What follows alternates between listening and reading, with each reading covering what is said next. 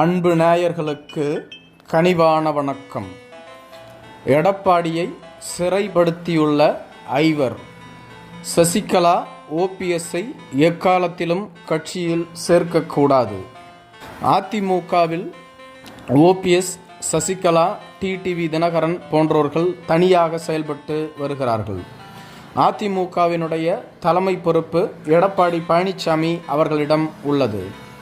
அதிமுக 18வது மக்களவைத் தேர்தலில் மிகப்பெரிய தோல்வியை சந்தித்துள்ளதால் அதிமுகவை ஒருங்கிணைக்க வேண்டும். கட்சியிலிருந்து வெளியில் சென்று வெவ்வேறு அணிகளாக செயல்பட்டு வரக்கூடிய ஓபிஎஸ், டிடிவி தினகரன், சசிகலா போன்றோர்களை மீண்டும் அதிமுகவில் இணைக்க வேண்டும். நாம் தோல்விக்கு முக்கிய காரணம் இவர்கள் பிரிக்கும் வாக்குகள்தான்.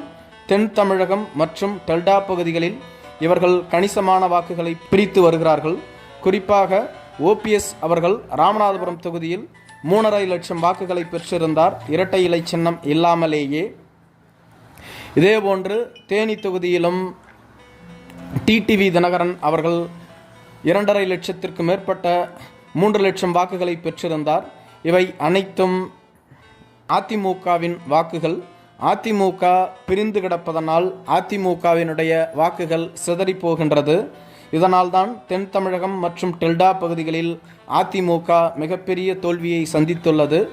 வரும் 2026ஆம் ஆண்டு சட்டமன்ற தேர்தலுக்கு நாம் ஆட்சியை அமைக்க வேண்டும் என்றால், வெற்றி பெற்று ஆட்சியை அமைக்க வேண்டும் என்றால் அதிமுக ஒருங்கிணைப்பதே அவசியம் என்று பல நிர்வாகிகள் கூறத் தொடங்கிவிட்டார்கள்.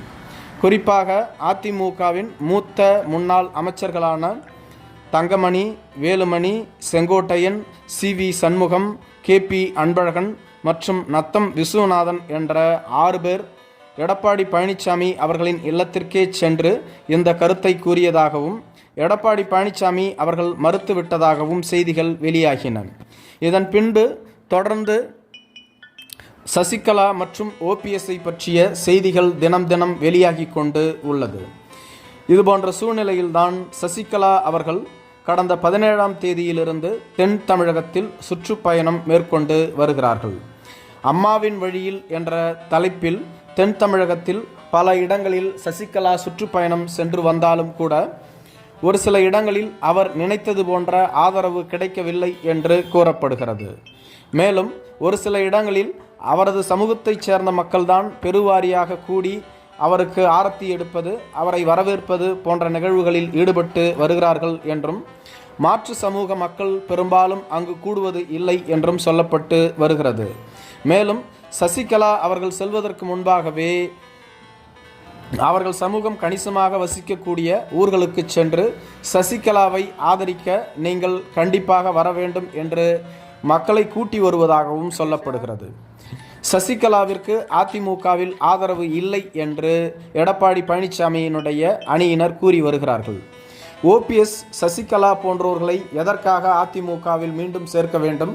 அவர்களுக்கு என்ன ஆதரவு உள்ளது? அவர்களை மீண்டும் கட்சியில் சேர்த்தால் நமக்கு பதவிகள் பறிபோகிவிடும் என்று 5 முன்னாள் அமைச்சர்கள் நினைத்து வருவதாக கூறப்படுகிறது.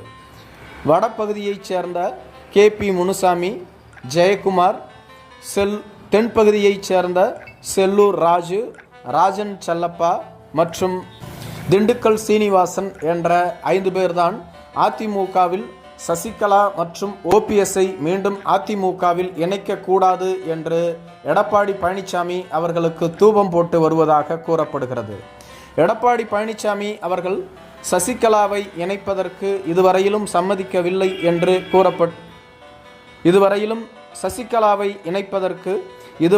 சம்மதிக்கவில்லை என்று கூறப்பட்டு வருகிறது. ஏனெனில் இதனால் வரையிலும் சசிகலா அவர்கள் தான் அதிமுகவின் பொதுச் செயலாளர் என்ற தோணியிலேயே சுற்றி வருகிறார். மேலும் அதிமுகவின் அதிகாரப்பூர்வ லெட்டர் பேடுகளில் பொதுச் செயலாளர் சசிகலா சின்னம்மா என்றுதான் குறிப்பிட்டு வருகிறார். அவர் அதிமுகவின் கொடியை பயன்படுத்துகிறார், அதிமுகவினுடைய கட்சி பெயரை பயன்படுத்துகிறார். அவரை கட்சியில் இணைத்தால் அவர் பொதுச் செயலாளர் பதவியை கேட்பார். அது நமக்கு தர்ம சங்கடத்தை ஏற்படுத்தும். எனவே அவரை கட்சியில் இணைக்க வேண்டாம் என்ற முடிவுக்கு எடப்பாடி பழனிசாமி அவர்கள் வந்துவிட்டார். இதேபோன்று ஓபிஎஸ்ஐ இணைப்பதற்கு ஆரம்பத்தில் அவர் சம்மதித்தார். ஏனெனில் ஓபிஎஸ் அதிமுக ஒருங்கிணைப்பதற்காக தான் எந்த தியாகத்தையும் செய்ய தயார் என்று கூறியிருந்தார். இதனுடைய அடிப்படையில் தனது பொதுச் செயலாளர் பதவிக்கு ஆபத்து வராது, எனவே ஓபிஎஸ்ஐ மட்டும் கட்சியில் இணைத்து கொள்ளலாம் என்ற நிலையில் எடப்பாடி பழனிசாமி அவர்கள் இருந்ததாகவும், ஆனால் எடப்பாடி பழனிசாமிக்கு கீழ்நிலையில் உள்ள பொருளாளரான திண்டுக்கல் சீனிவாசன், அதிமுகவின் சட்டமன்றத்தின் எதிர்க்கட்சி துணைத் தலைவரான ஆர்பி உதயகுமார், ராஜன் செல்லப்பா, கேபி முனுசாமி, ஜெயக்குமார் போன்றோர்கள் ஓபிஎஸ்ஐ கட்சியில் இணைக்கக்கூடாது என்று ஒரே பிடியாக கூறி வருவதாக சொல்லப்படுகிறது. ஏனெனில் ஓபிஎஸ் அதிமுகவில் நீண்ட காலமாக பொருளாளராக இருந்து வந்தவர். தற்பொழுது ஓபிஎஸ் கட்சியிலிருந்து நீக்கப்பட்டு விட்டதால் அந்த பொருளாளர் பதவி திண்டுக்கல் சீனிவாசனிடம் உள்ளது. இதேபோன்று ஓபிஎஸ் அதிமுகவில் இருந்தபோது அதிமுகவின் எதிர்க்கட்சி துணைத் தலைவர் மற்றும் அதிமுகவின் முன்னவர் என்ற இரு பதவிகளை சட்டமன்றத்தில் வகித்து வந்தவர்.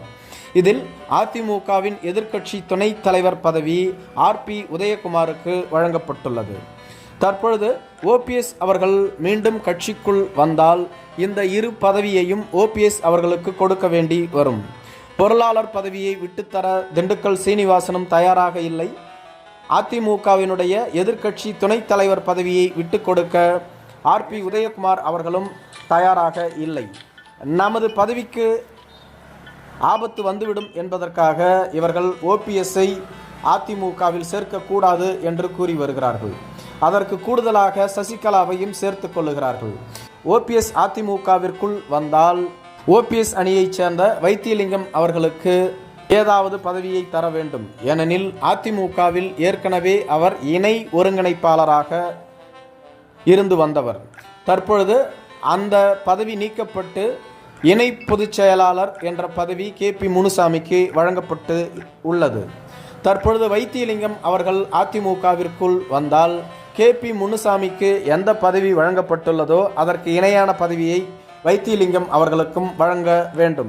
ஏனெனில் ஓபிஎஸ் இபிஎஸ் ஒருங்கிணைந்த போது அதிமுகவினுடைய ஒருங்கிணைப்பாளராக ஓ பன்னீர்செல்வம் அவர்களும் இணை ஒருங்கிணைப்பாளராக எடப்பாடி பழனிசாமி அவர்களும் செயல்பட்டார்கள். ஓபிஎஸ் அணியைச் சேர்ந்த கேபி முனுசாமிக்கு துணை ஒருங்கிணைப்பாளர் என்ற பதவியும், எடப்பாடி பழனிசாமி அணியில் செயல்பட்ட முக்கிய தலைவரான வைத்தியலிங்கத்திற்கும் துணை ஒருங்கிணைப்பாளர் பதவியும் வழங்கப்பட்டது. எனவே ஓபிஎஸ் மீண்டும் அதிமுகவிற்குள் இணைக்கப்பட்டால் வைத்தியலிங்கம் அவர்களுக்கும் முக்கிய பதவியை வழங்க வேண்டும். இதேபோன்று ஓபிஎஸ் அணியில் உள்ள பல நிர்வாகிகள் ஒவ்வொரு மட்டத்திலும் பதவியை கேட்பாளர்கள். கிளைக்கழகம், ஒன்றியம், மாவட்டம் மற்றும் கட்சியினுடைய உயர் பொறுப்பு என அனைத்து நிலைகளிலும் அவர்களுக்கு பதவியை விட்டு கொடுக்க வேண்டும். எனவே ஓபிஎஸ் மற்றும் சசிகலா போன்றோர்களை அதிமுகவிற்குள் இணைத்தால் பல பதவிகளை ஓபிஎஸ் மற்றும் சசிகலா அணிக்கு விட்டு கொடுக்க வேண்டி வரும். இதனால் எடப்பாடி பழனிசாமி அவர்களின் ஆதரவாளர்களினுடைய எண்ணிக்கையும் அதிமுகவில் குறையும், ஆதரவாளர்களும் குறைவார்கள். இதனை அனைத்தையும் கருத்தில் கொண்டுதான் ஓபிஎஸ் சசிகலா என்ற இருவரையுமே அதிமுகவிற்குள் இணைக்கக்கூடாது என்ற முடிவில் எடப்பாடி பழனிசாமி இருப்பதாக கூறப்படுகிறது. நன்றி.